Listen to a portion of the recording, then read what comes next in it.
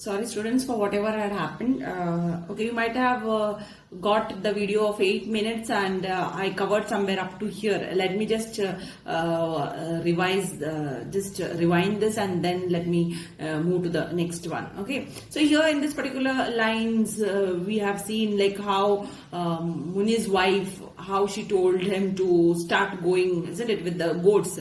I can't find anything. She says that she's having nothing to give for him to eat at that moment. So she asked him to go move from there. Fast till, she's asking him to fast till evening and then not to return before sunset. So why she tells him? Because she needed some time to manage something. She wanted to make some sort of arrangement to give food for Muni in the evening. That is why she's asking. So she need time to get some money, isn't it? Now she cried and added, "Don't come back before the sun is down." This is what she tells him. So he knew, and he too knew, Muni knew, that she will be doing some sort of magic over here, some magic trick. There is no magic as such over here. That is what conjure means, some sort of magic tricks. So here she is not performing any sort of magic over here. She has to go somewhere. She has to work for somebody and she has to earn little money out of it. And with that money, she has to buy something, get it home, get prepared, get something. She has to cook for her husband. So all this arrangement for all this arrangement, she need time. For that, she asked him not to return till before sunset. So only he must be careful not to argue anything. So Muni also knew this, that he has to obey it without any arguments with her and without irritating her. If he argues with her or irritates her, then she won't be doing that. So that is why he too keeps quiet and he walks off. He obeys her very politely, you can see over here. Only he must be, her temper was undependable in the morning but improved by evening time, and this Muni knew well, isn't it? So her temper, her anger will be too much, it will be uncontrollable in the morning but it will improve by evening, it will be in controlled state by evening. She was sure to go out and work. So there she was, he knew that she is going to go for some work. And where she will go, you know, the big house, isn't it? So that is what it is mentioned. So she was sure to go out and work, grind corn in the big house, sweep or scrub somewhere and earn enough to buy foodstuff and keep her dinner ready for him in the evening. So she was about to go out. She used to go out and work. Where she used to go? In the big house. You know, we learned about the big house earlier. The only house in that village which was made of cement and brick, isn't it? So she was going to that big house. What she used to do over there? She used to go there, grind corn. In olden days, there weren't any mixers or there weren't any so-called grinders, right, wherein you can grind these corn. So they used to grind this on stone, right? So she used to go over there. She used to do this work, grinding corn over there in that big house. She used to sweep, scrub, isn't it? So doing these type of work, she used to earn little money. And with that little money, she used to buy some foodstuff and she used to keep her dinner ready for her husband. So this, even Muni knew that, because that was a routine thing what she used to do. Otherwise, even at that old age, they used to do this little work and they used to keep themselves satisfied, keep themselves away from starving, right? Unleashing the goats from the drumstick tree, Muni started out, driving them ahead and uttering weird cries from time to time in order to urge them on, right? So you can say unleashing the goats. You know, we had seen it earlier. Where he used to tie his goats, on the drumstick tree. So now unleashing them means to release them from the cord where they were tied from the drumstick tree. So he released the cord from the drumstick tree. He was taking the goats. Who was taking? Muni started out. He started out driving them. So he was driving them.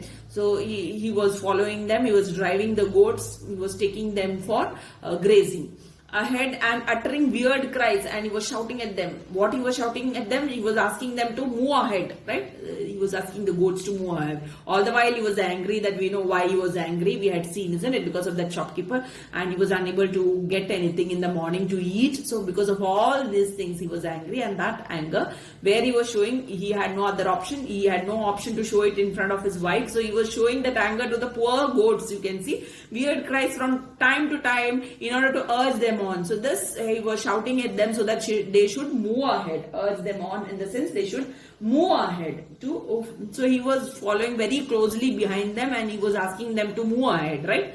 So he passed through the village with his head bowed in thought.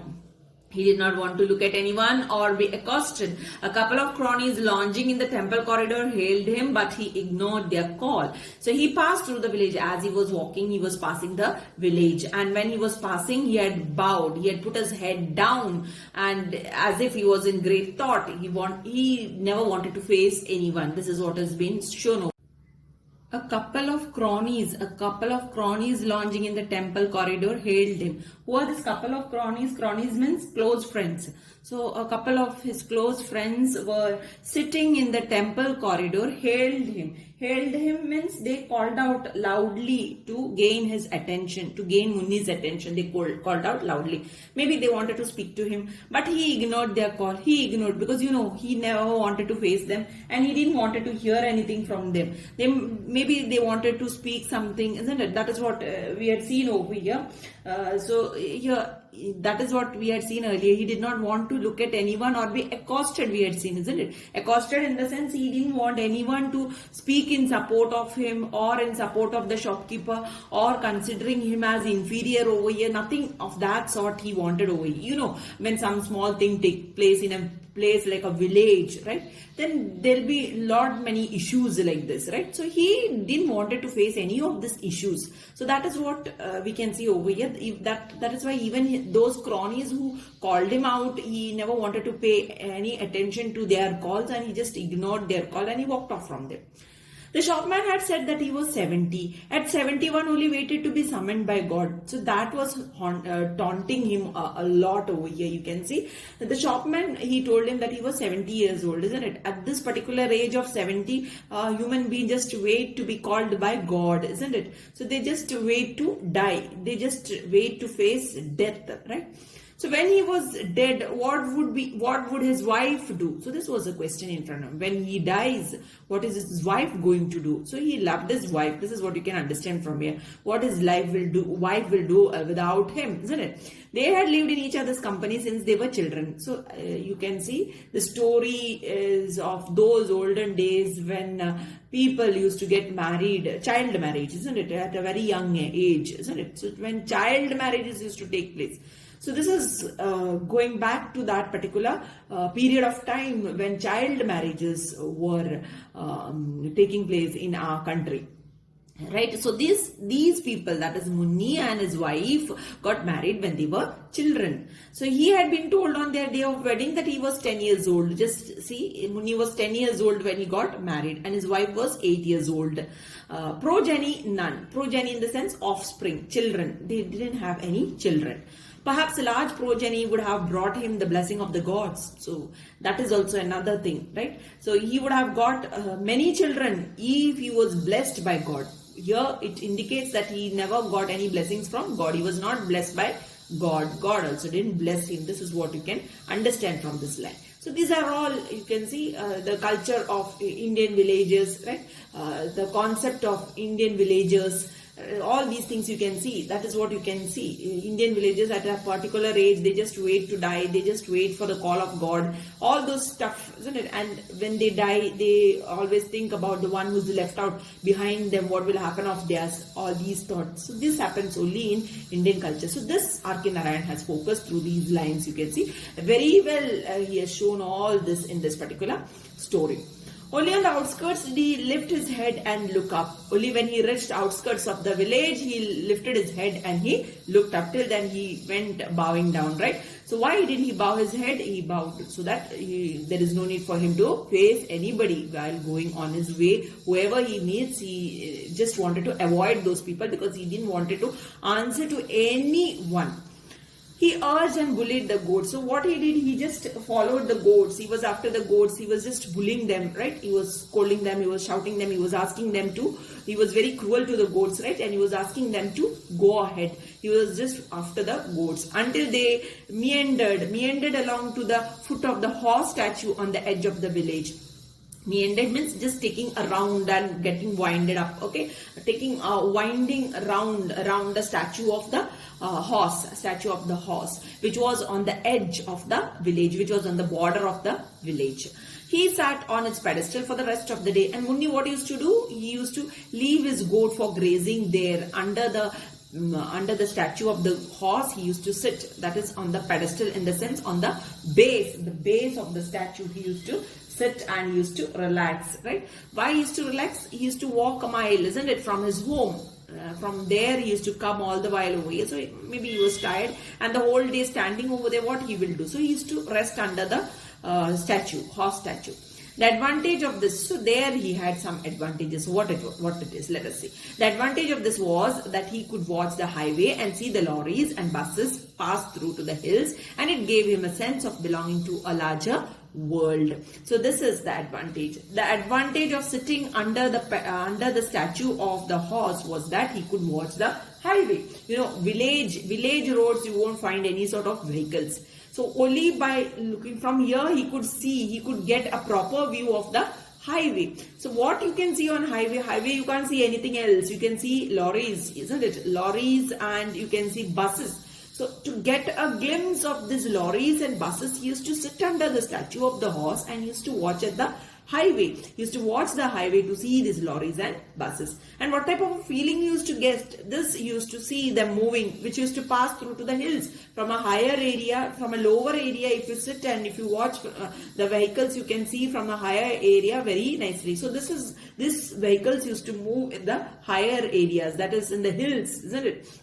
So he used to get a good sight of these vehicles from the pedestal of the horse, right? And it gave him a sense of, so what he used to feel after seeing this, seeing the lorries, seeing the buses, he used to feel that he too belonged to a larger world. He too was a part of a larger world. This type of feeling he used to get, like how when we watch television, isn't it? We see many of the countries sitting at home in our own drawing room, in our own living room. When we sit and we just watch, we get an idea of the entire world, isn't it? So what we feel as if we are very close to it, isn't it? So such a larger world becomes very close to us when we sit in our house with a mobile phone, in a computer, in the internet, isn't it? We get this entire world, a picture of the world. So like this, in those days, there weren't any these type of entertainment like mobile phones, television, isn't it? Computer, internet, nothing of that sort. So this was the only thing what he used to enjoy, just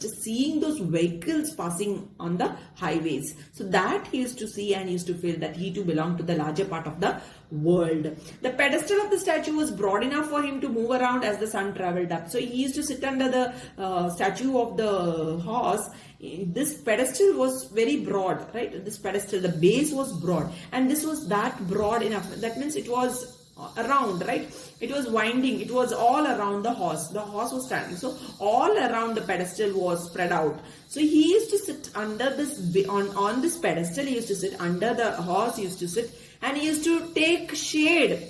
Isn't it? The horse was giving him the shade. As the sun used to move from one particular place to the other part of the area, he used to get the shade of the horse. So in order to get that shade, he used to keep on moving around the horse, right? So there he used to, as the sun used to travel, as the sun used to travel up and down, as it used to go, he used to find the shade and he used to keep on moving around the pedestal, and he used to feel, he used to find a shade and he used to sit under it throughout till the sunset. So let me wind it up to here, and we'll continue the class in our next session. Thank you very much.